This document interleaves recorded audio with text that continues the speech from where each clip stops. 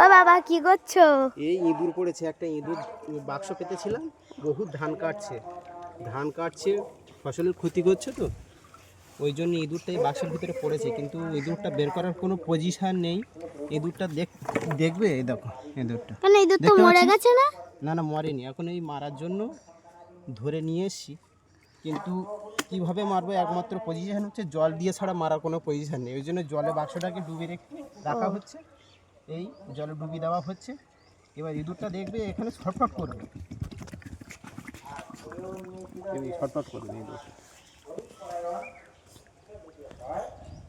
এবার মরে যাবে ইঁদুরটা।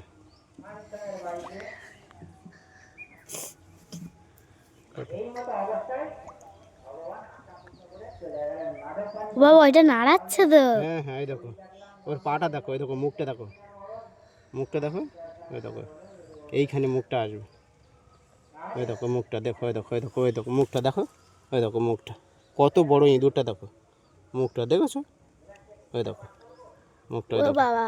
কত বড় ইঁদুরটা দেখেছো।